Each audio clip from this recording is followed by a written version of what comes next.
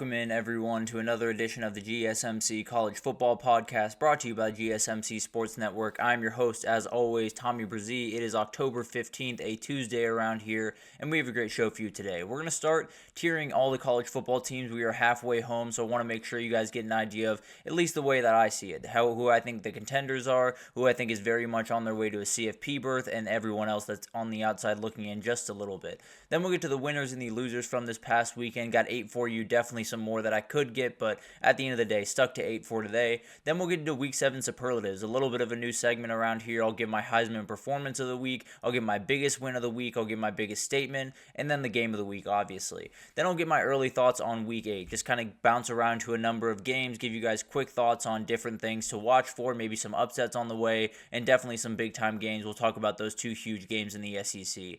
And then we'll finish it out. I'll give you my top 12 teams in the country. Very, very hard. Very, very hard to put together, but at the end of the day, I like my top 12. But before we jump in, I do want to remind you all we get tons of questions and comments throughout the show, and the best way for you all to get your question on the screen, we can have a fun back and forth here, is to use that super chat feature at the bottom of the chat on the Sports Network page. Click on that $, add any question, comment you like, your name and the comment will pop up on the screen. We can have a fun back and forth here. Definitely want this to be as interactive as possible, so utilize that. Also, gsmcpodcast.net is up and running, does the exact same thing. So either one of those you'd like to use, please do, but let's jump into this because this is not easy to do by any means. You have a college football world right about now that a lot of the lines are very gray. You know, you're getting into conference play. You don't really know how great a team is quite yet. I think we'll learn a lot this weekend, but at the end of the day, you're still a little bit up in the air about your opinions about a lot of these teams, but I'm going to do my best to tier college football right about now,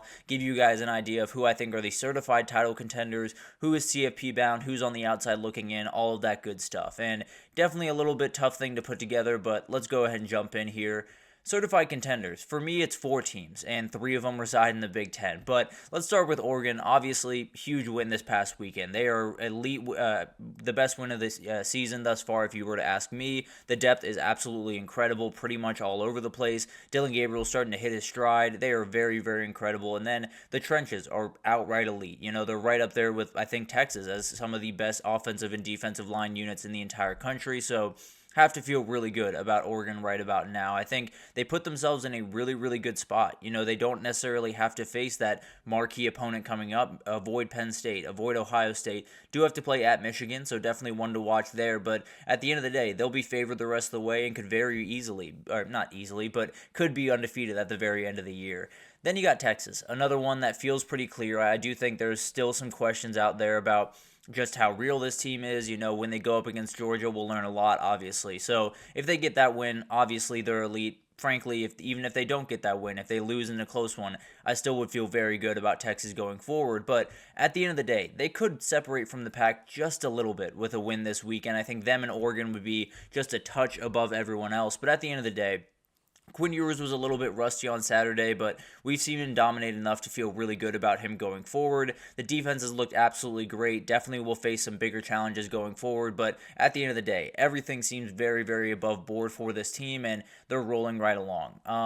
Penn State, I am including in here, and I think it was mainly about what they did on Saturday. I think they proved a lot to me because it wasn't the prettiest game in the world. They had a lot of roadblocks. They did not play good football in the first half. And then they came right back out and really took it to USC. Scored 2 really quick touchdowns. Stayed in that game very long. Played really good defense in the back half of that game. And then won it in overtime. So I think it was one of those moments where Penn State, obviously, you are going to be measured by the game against Ohio State. So that's the reality of this situation.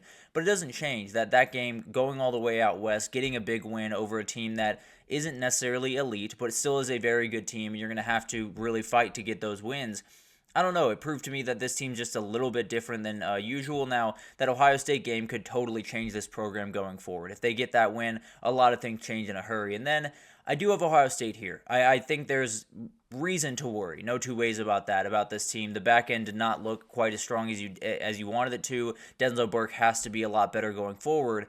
But I saw two of the best teams on the football field in Eugene, Oregon this weekend. I feel very confident in that. Those are two teams that have every ability to go win a national title. Those are two teams that I'd be very shocked, frankly, if they weren't in the CFP at the end of the year. So I feel pretty good about Ohio State going forward. I think Will Howard played really good football. He made those couple of mistakes down the stretch, which you can't have, obviously, from your veteran quarterback. But at the end of the day, 300 yards, no turnovers. You have to feel pretty good about that if you're Ohio State. So I understand worrying about Ohio State. I'm a little bit more wary of them going forward, but at the end of the day, still feel very, very good that they are a title contender. Then we got the CFP bound group. We got the group that feels very, very good about where they sit going forward into the CFP race. And the two teams at the top of the ACC pretty much top this list just because of the schedule that they have in front of them. They feel very, very good about where they sit in all of the games they have ahead. Now, Miami's playing with a little bit of fire, so definitely something to watch there. I think they're a very, very good team, will be favored the rest of the way, and has one of the best players in the country in Cam Ward. So not overly worried about Miami necessarily, but I do think there is a world where they could stumble at some point. That being said, they can probably handle one loss and still get to the CFP. Clemson, they've already taken their one loss, obviously, but frankly, you look at the rest of that schedule, there should not be much of a test. Now, you go to Pitt, you play Louisville, you play South Carolina, so they're a test, don't get me wrong, but at the end of the day, I feel very confident in what this team is, and I think they're going to be in the ACC title, probably facing off against Miami.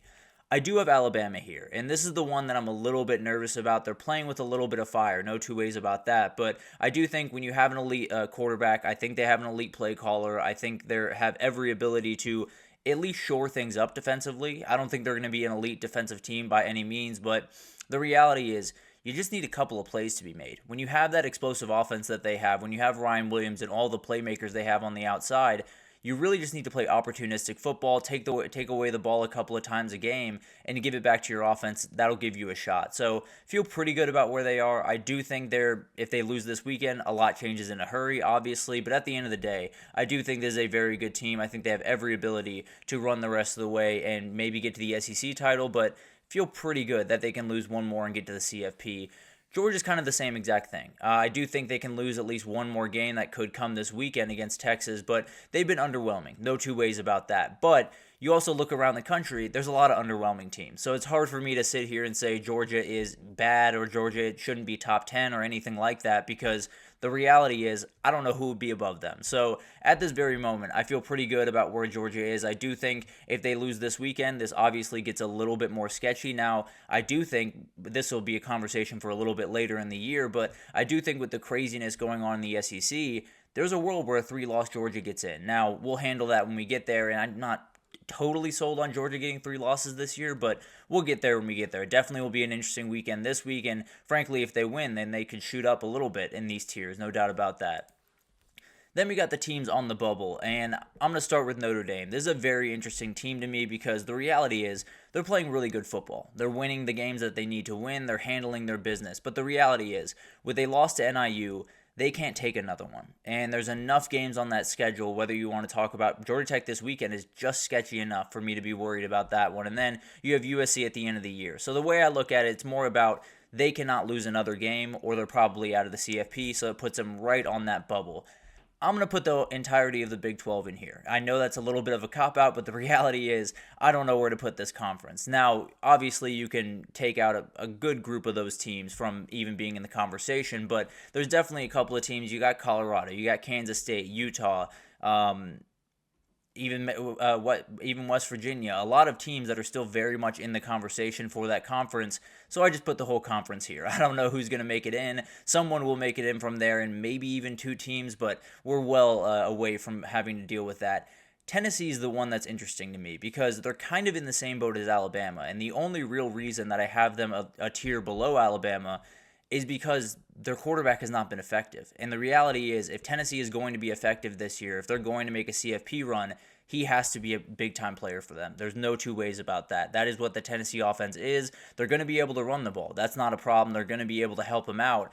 But he has to make the prerequisite throws. And frankly, as of right now, he's just not. So he very much needs to turn it up a notch. If he does, and they beat Alabama this week, obviously they will shoot up to the CFP bound. But as of right now, if you don't have your quarterback playing elite football deep into the SEC schedule, you're in a lot of trouble. So I'm a little bit worried about Tennessee. I also have LSU here. Didn't have a picture for him, but LSU very much back in the conversation here. Definitely needs to still keep progressing, especially defensively, but they're playing much better football than they were even a little bit ago, and I'll show you what I think about them in my rankings later. But then A&M is another one to watch here. They're playing just really, really clean football. They have a fairly clear path to the CFP. The one thing I worry about with this team is just losing a game that they shouldn't. It's happened in the past with A&M, and although new coaching staff feel very confident in them, it very well could happen again. They have to be very careful against Mississippi State this upcoming weekend, and then you got LSU. You win that one, then you're very much CFP bound. And then we got the dangerous teams, and Ole Miss has found their way all the way down to here. Definitely a little bit of a drop, but at the end of the day, they still have an ability to run the table, get into the CFP, and make some noise. But they got a lot of stuff to figure out, no doubt about that. So they're one of those teams that when you have that offense, when you have the play caller, you have ability to make a run, but I wouldn't necessarily bet on it. Indiana is here, and I understand they are undefeated. I don't want to disrespect Indiana by any means, but I think we all understand. They're about to get into the meat of that schedule. It's about to get a little bit tougher for them. Now, they don't necessarily have a game that I wouldn't necessarily love them in until Ohio State. So they have every ability to make a little bit of a run here. I'm holding back just a little bit. I'm a little bit nervous about Indiana. I do think they're a good team. I just think, can they do it 12 weeks in a row is the big time question here. Then you got SMU, a really, really talented team playing really, really good football right about now. And I think one of those teams, kind of like what Ole Miss could be hypothetically, they're just turning everything on. It feels like the switch has finally flipped for this team, and they're playing really, really good football. So I like them going forward in the ACC. Missouri's also in this one, and then you got Nebraska. I think this is a team that has really kind of quietly gotten to 5-1, playing really, really good football right now. And frankly, when you have that defense, you're going to be able to win a lot of games. And then finally, we have the Risers, the most fun group of the entire country. We do have the two service academies here because it's so much fun to watch these guys play. When you talk about Bryson Daly, when you talk about Ethan Horvath, these are two elite players in college football. Absolutely love watching them play, and these teams are about as much fun as pretty much anyone in the country. Then you got Diego Pavia and Vanderbilt. They're so much fun to watch. Definitely a team that's going to be really dangerous. And frankly, they got Ball State this weekend, and then they might get another shot at history with number 1 Texas coming to town if Texas takes care of business this upcoming weekend. So a lot going forward for Vanderbilt that could get really interesting. And then Arizona State has played really, really good football. Kenny Dillingham deserves some Coach of the Year love, has done really an incredible job with a team that's frankly not nearly as talented as some of the other Big 12 teams, but he's getting it done. It's really, really impressive what they're doing, and cannot wait to see what they do the rest of the year. So overall, tiering these teams right about now is a little bit of a gray area. I think we'll learn a lot over the next week, 2 weeks when we get deeper and deeper into conference play. People will separate. If Texas wins this weekend, you feel pretty confident in them. If Georgia wins this weekend, then they kick up just a little bit more. So you have to feel like we're going to learn a lot more over the next little bit. Possibly we'll do this in 2 weeks or so to give you guys an idea of where everything stands then. But let's take our first break here. And when we come back, we're going to talk about the winners and the losers from this past weekend. Definitely some ones I want to get on your radar, including big losers, our understanding of Tennessee and Alabama going forward. But I'll break it down right after this, so stick with us.